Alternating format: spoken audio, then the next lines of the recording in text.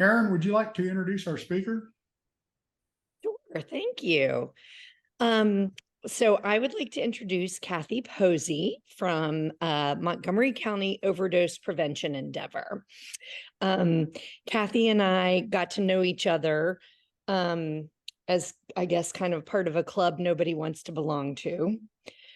Um, some of you may know, I'm going to provide a little bit of family context in my introduction, but my daughter, Emma Kate, has struggled for the past year with substance abuse and mental health issues and has lost a number of friends to overdose. I think if anybody pays any attention to the news, both locally and nationally, you know that we are in an absolute twofold crisis. We're in an adolescent mental health crisis, and probably as a one of the direct results of that, we are in an opiate crisis, overdose crisis in this country.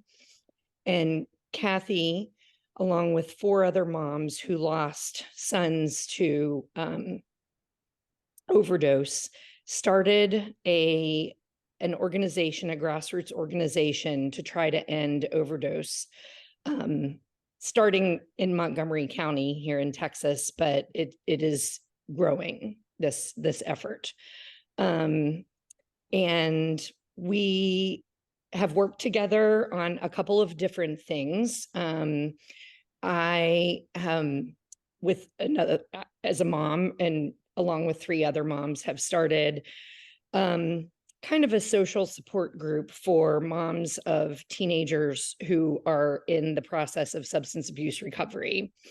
And we've partnered with MCOPE on a couple of different things, but some of them have been getting volunteers to come and help set up the Texas Memorial Overdose Walkway.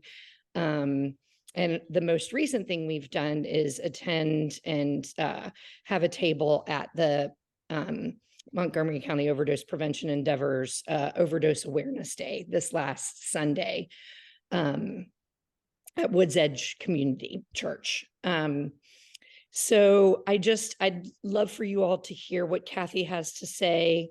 I do think that this, falls within our mission of the church in a couple of different ways. But I'd like to introduce my friend Kathy Posey.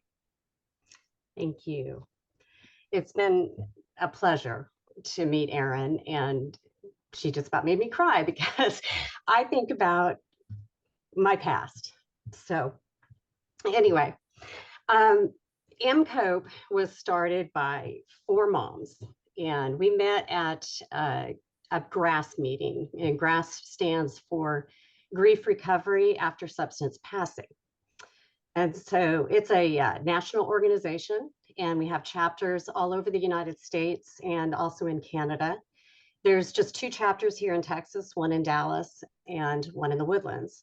And I started that particular chapter. It's another organization, but I started that chapter just because it was time for me to get out and talk to other people that understood what I was feeling.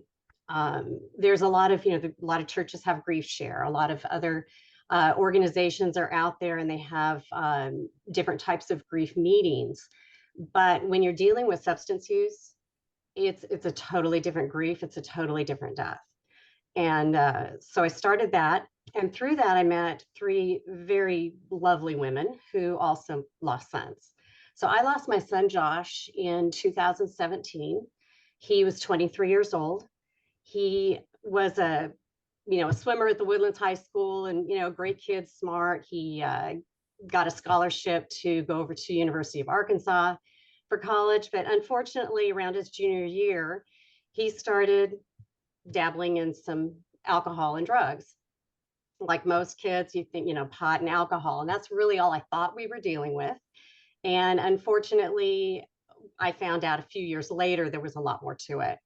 So his sophomore year in college, we discovered he did tell us that he had a problem. And so we started into the treatment centers and so on.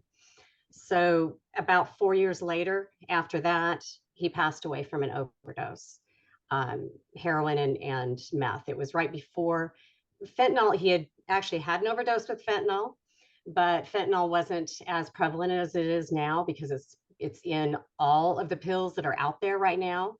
If you're not getting them from a pharmacy with your name on them, and we're always stressing this, especially to kids, you don't take those because they are fake. And so anyway, he passed away. So I started this GRASP group a few years after that and met these other 3 women who also lost their sons to overdose. And we started talking in around, I guess, early 2021 that we wanted to do something to recognize or to be to kind of coincide with International Overdose Awareness Day, which I wish I never knew existed, but about 23 years ago, an organization in Australia started that, and it's kind of marked around the whole world. Usually it's August 31st. And so we decided we wanted to have some type of an event to bring awareness to our area, to Montgomery County. Whether you realize it or not, Montgomery County is one of the highest rates of substance use. And at the time of my son, it was the heroin capital, of Texas. And I never would have known it, but the kids did. So anyway, we just wanted to really make people aware of what was going on and maybe ways of protecting their own kids and, try to find some kind of a purpose in our pain. So we decided to do an awareness event, and we did our first event over at Stonebridge Church. We expected about 150 people maybe, and we figured most of those people are going to be our relatives, our family and friends. We ended up with about 250 people. And the next year, we decided we needed more space, so we went to a different church, and we thought maybe we'd have about 500 people. We had about 650. And the governor came and spoke at it. So we were just really blessed to have that happen. This year, we just finished, as Erin was saying, we had our 3rd annual event, and we expected, again, about 500. We figured we had about 600 people that came. So at these awareness events, we advertise, it's a free community event. We provide a meal for everybody that's there. We have a lot of industry organizations, so treatment centers and sober living, behavioral health organizations, and then also a lot of the support organizations. So like Erin was talking about with her group, we had NARN on there, we had the GRASP group. And so we kind of hit all aspects of this disease.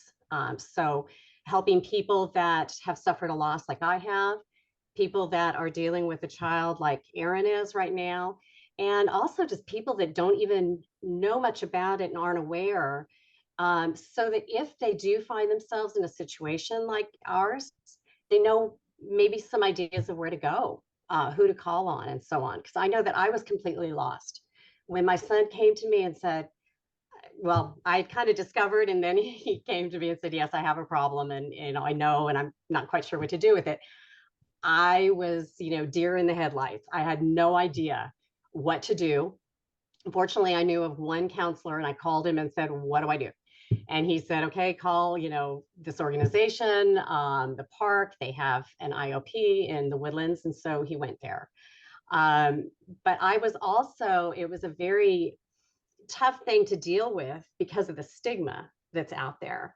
And that's one of the things too with the awareness event that we try to do is to explain to people, to teach them that this is a disease. It's not just somebody who made a bad choice, or dumb kids, or they come from broken families, or they, all those different things that people think of when they think of somebody with a substance use disorder. And I thought those things until I learned, and because at first I was like, oh, there's no way, this could happen. I've been married 33 years. I've been, I was taught Sunday school, I was there for the kids, all that thing. And it doesn't matter. It just doesn't matter. And so we're trying to, let the community understand all of this so that people, if they do end up facing this type of an issue, you're not feeling so alone. I kind of isolated for quite a while. I'm not sure what Erin's experience was at the beginning, but I isolated. I didn't really talk to my friends about it and stuff. And then finally, when I decided it was time to, I realized that more and more people were coming out of the woodwork saying, I have an issue, I have an issue like that. I have a friend who does, a sister who does, or something, where do you go? What do you do? And so that was another reason for this organization, was for people to feel comfortable in knowing that we've experienced this, and there is actually no story that anybody could tell us that we would be appalled at, because we've seen it all. Between the four of us in our years of experience, we've seen it all. So come to us, talk to us. So at our awareness events, we do have all the resources there for people. We have speeches, different people. We had Narcan training by Dr. Joy Alonso, who's from A&M. She's also on a opioid task force in Harris County. I hope I'm saying that right. But we've had a lot of other people that have really backed us and supported us, like Judge Wayne Mack. He's Precinct 1. He's Justice of the Peace. He's also the coroner. And he has been a big supporter of ours, and he's spoken at each of our events. We've had other people like Constable Cash and his crew, which is the Montgomery County Crisis Unit. So whenever anybody is dealing with a mental health issue with somebody, rather than just calling the police, they can call them. And so they've always been, or always had a table at our event. We've also always get, a lot of detectives, MOCONet, the DA's office, just people from all of those different places that will come. And then we've had a lot of support from, many of the different rehabs and behavioral health and so on. We've partnered with a lot of them when we've gone to other places for smaller events. The other big thing that we do at these is we have the Texas Memorial Walkway that Erin was talking about. And this is made up of pictures. And if you picture the yard signs that, everybody has in their yards, your, child plays soccer or baseball or whatever, and you have those signs, they're that size. And it's a picture of somebody who's been lost to any type of an event that is a substance or alcohol related. So it can be overdose, fentanyl poisoning, organ shutdown from years of alcoholism. The ages on this walkway are from 14 years old to 64 years old. We started off at our first event with a walkway with 66 pictures. And this year, well, actually, we had a certain number. Now I'm even up from last week when we had our event. We have 214 pictures on the walkway right now. And it just keeps growing. And I hate to see that. I'm the one that collects those pictures, and I collect the stories about them. And I cry and I pray over all of them, because it's just, when you're hearing stories about kids that are 14 years old that decide to take one pill just to try it out, and they don't wake up the next morning to go to school or to, there's one child that always haunts me. He was going to get up that next morning and go get his braces taken off and get his driver's license. He was 17 years old and he didn't wake up. So this walkway is meant to, again, help with the stigma, so that people see that these are beautiful people, beautiful kids, and they're you and me.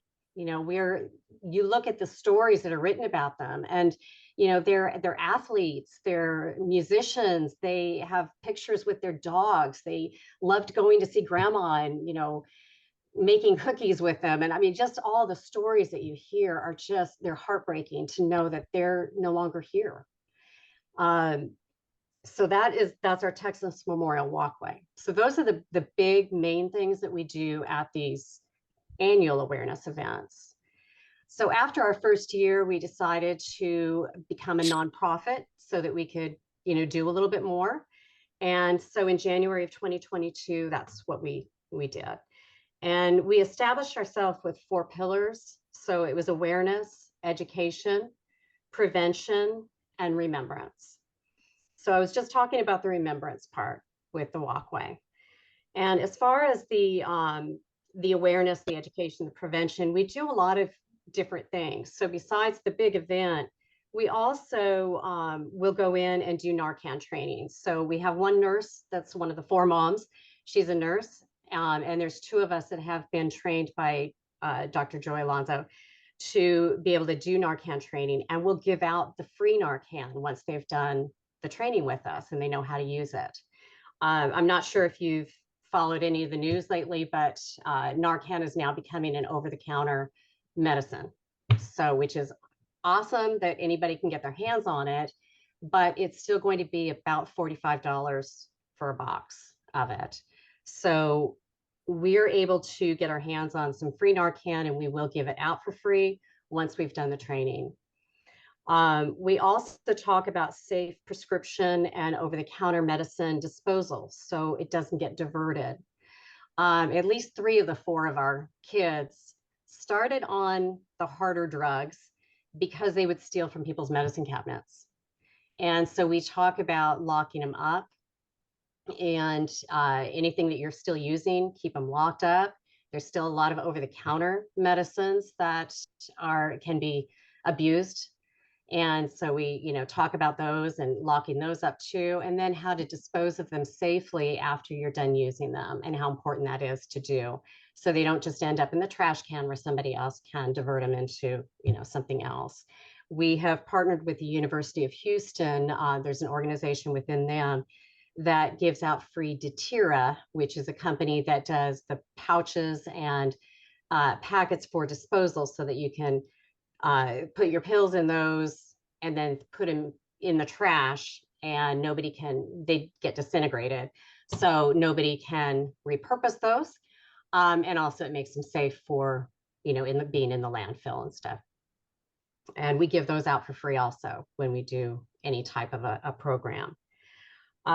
We've teamed up with the felony bureau chief at Montgomery County DA's office and another angel mom. She was a mom of a young man who passed away from the Woodlands High School a little over a year ago. She's a PhD. She happens to be a chemist and knows a lot about the fentanyl that's out there and the labs and the difference between hospital grade fentanyl, which is in your anesthesia and used for end of life and that type of thing, and the difference between that and the stuff that's being sold on the streets. And so they have gone into a lot of high schools. They've gone into Grand Oaks, high school. They've gone into Oak Ridge High School. We've taken them over to Lone Star, Montgomery, and Tomball. And we've also gone to the women's shelter and done presentations there. And so when they do their presentation, we try to bring our memorial walkway to, kind of give that visual to the kids and parents if they will do a parent meeting. And so that's been really successful to just, have all of that education and stuff out there. So we've also become a philanthropy or an official philanthropy for an NCL group here that's helped us a lot with setting up this last year's event or a few days ago event. And they'll continue to help us out with that. So throughout the year, we will, go into schools, we go into youth groups at churches. We would love to go into other organizations, book clubs. It doesn't matter. It's just wherever we can get the opportunity to talk to people about this, because overdose is the #1 killer for people from 18 to 45 years old. #1. It kills more people than car accidents and disease and COVID and all of that. But people aren't aware of that. And so we really want to be able to educate and let people know that they're not alone. So, and just some of the ways that, we've just to kind of understand how we operate too, is that we are strictly volunteer. Any money that's brought in through sponsorships and stuff like at our events goes right out the door. It goes right back out to, you know, all of the things that we need to have the organization. None of us get paid. So we've had, you know, we do have certain financial obligations every month. We do have a storage unit, that type of thing. And we just, we were so blessed recently. We had a 16-foot cargo trailer that was donated to us by a family of a young man who passed away in 2017. So we're able to take our walkway around Texas. So for a while there, we were able to kind of go place to place here at the Woodlands or in Montgomery County. And we did take it up to A&M this last April. But now we're actually going out to or over to San Antonio to show the walkway in October. And you know, wherever anybody asks, we're willing to do it. So whatever it takes to just get the word out, because we just really don't want other people to go through what we've had to go through. So do you have any questions or anything?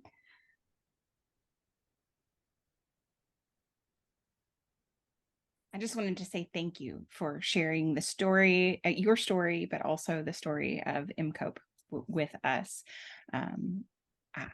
I don't have any questions, but there may be others. I'm sitting here thinking, wow, my heart goes out to you. I don't have a question, but I did want to say that, you know, I went to the event Oh, you did? recently, and yes, thank you, Erin, for inviting me. And I have to say, the Texas Memorial Walkway, I spent most of my time up there because I wanted to read every single one because they're all worthy of me reading about them, and just it is powerful. And I hope that you can take it as many places as possible, because it is powerful to put names and faces and stories with all of these people. So thank you for doing that, for going through all that. And it was a lot.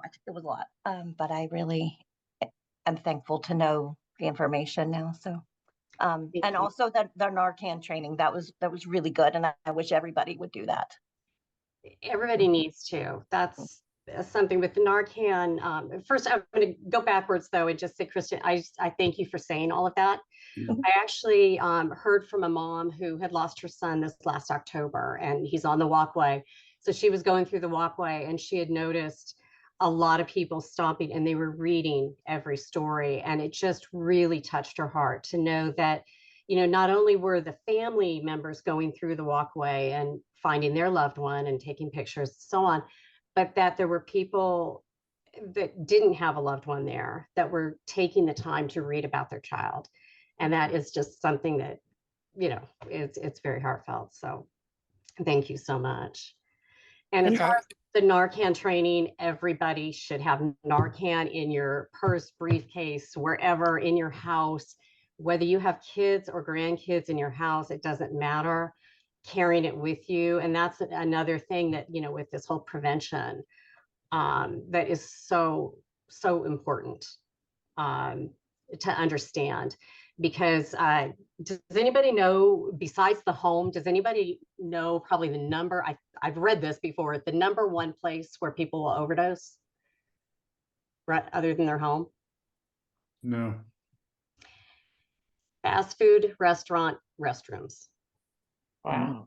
Oh And my how many goodness. of us, whether you have kids, because I'm an empty nester now, so whether you have kids at home or grandkids at home, how many of you travel? How many of you stop at McDonald's? How many of you are, you know, driving through real quick, you know, from one appointment to the next?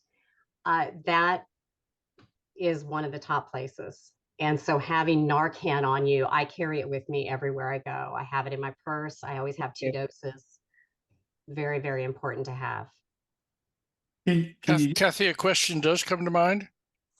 And that is, have you been able to, in your presentations and sessions, share information on folks that have been substance abusers and gone through treatment and come out the other side in great shape and able to be ambassadors for your program?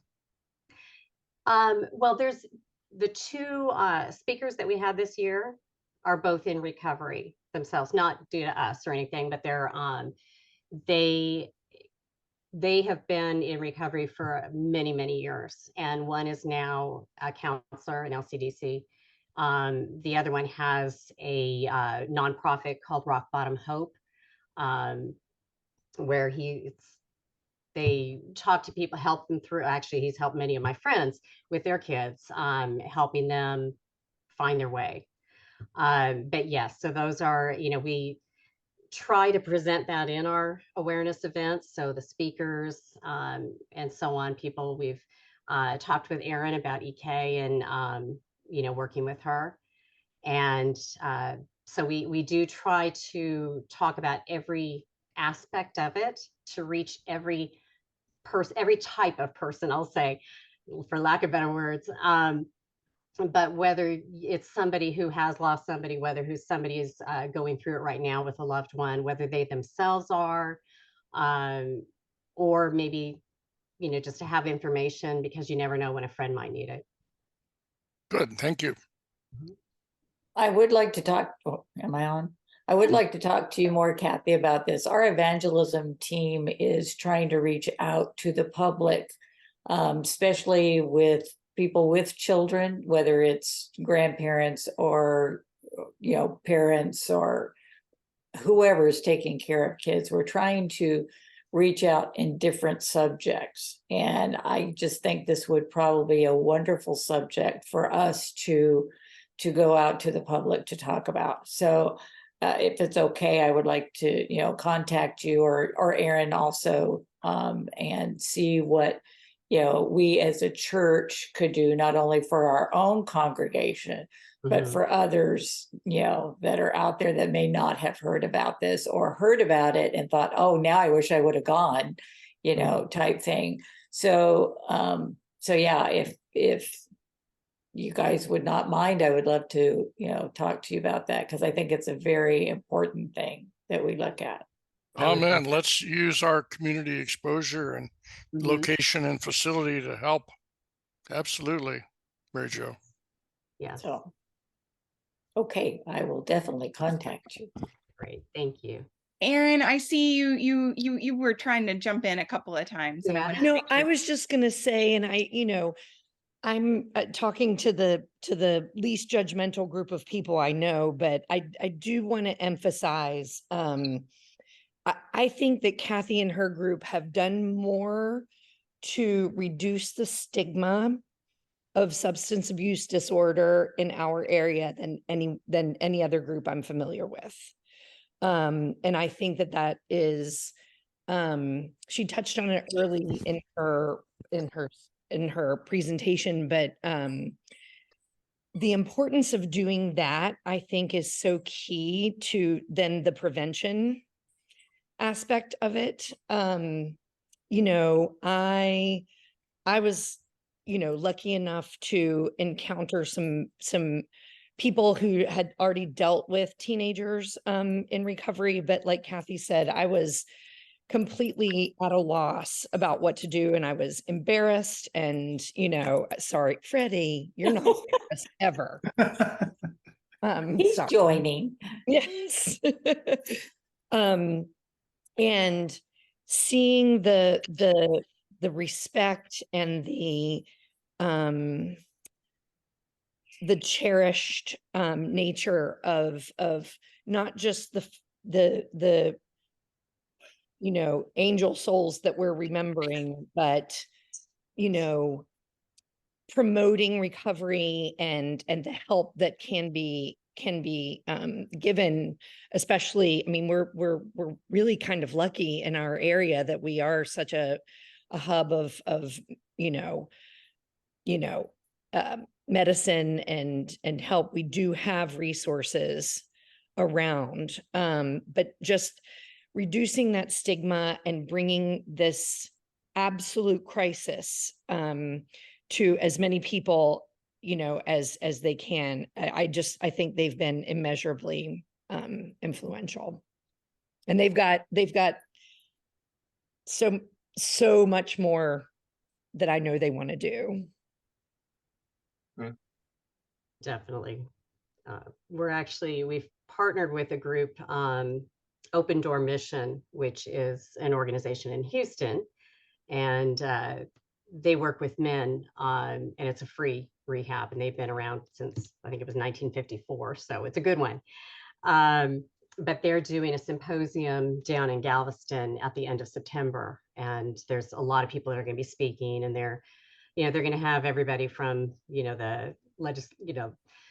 the politicians, but also the law enforcement and the DEA and people like that are from all angles that will be speaking. And then one of my partners, Sarah, and I will be speaking about MCOPE, there also, and kind of telling the human side. We'll tell a little bit more about our own stories and stuff. So we're kind of getting down in that area too, and things. But yeah, we've partnered a lot with a lot of the Angel Mom grassroots, type groups that are coming about, because unfortunately the ages on our walkway are getting younger and younger.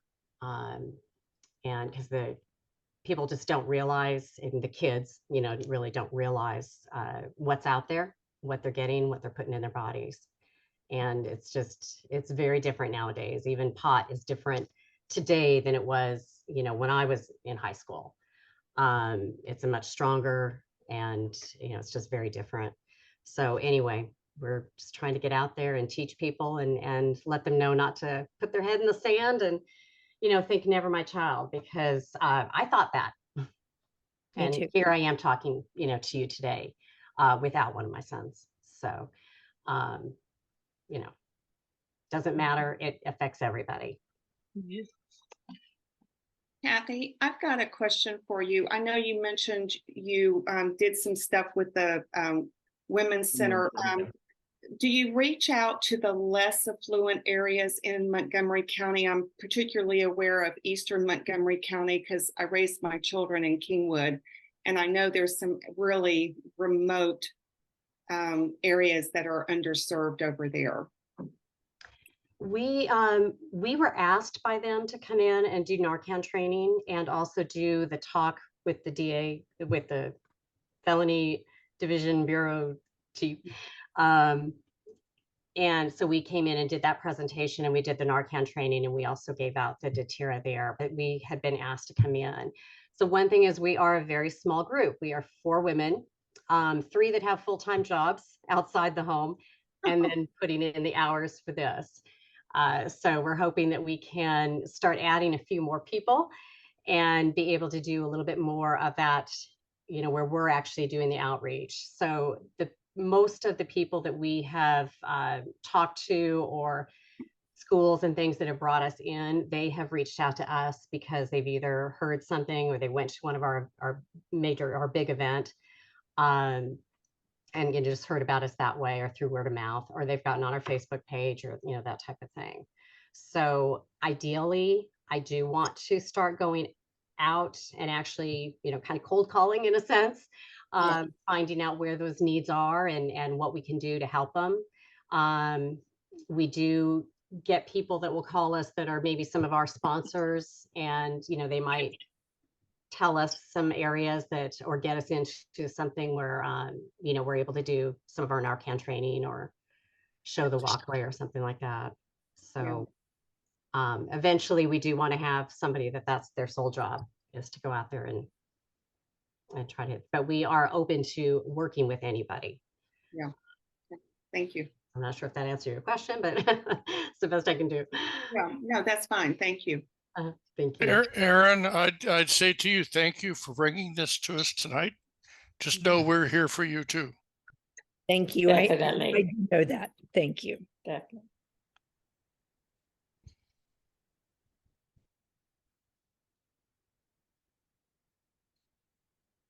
Are there any other questions that I can answer? Or?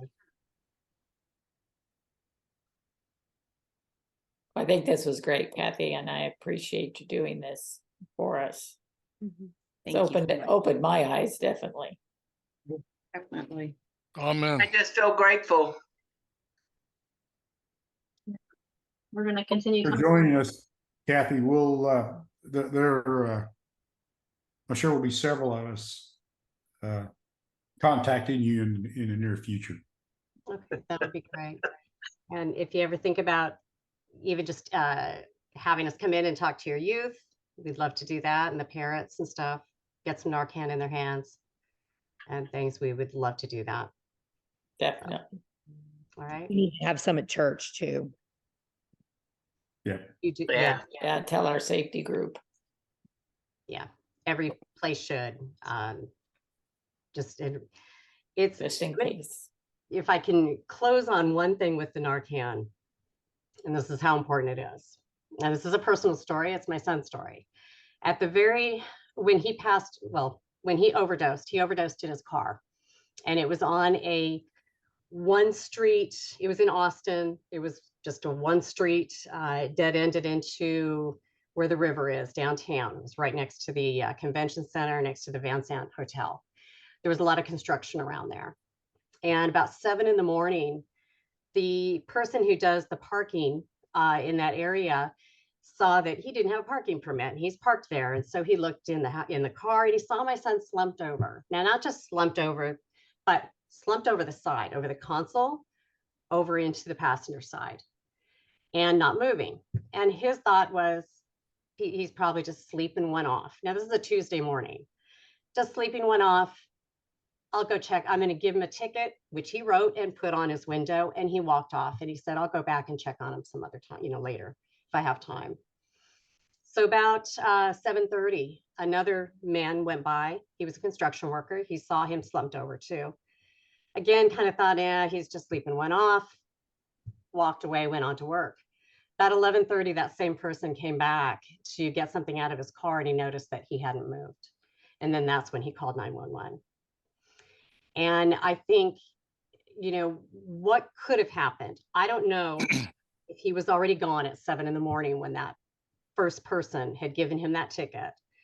But if he had taken a moment to kick the wheel, knock on the window, see if he looked like he had blue, lips, could he have saved his life?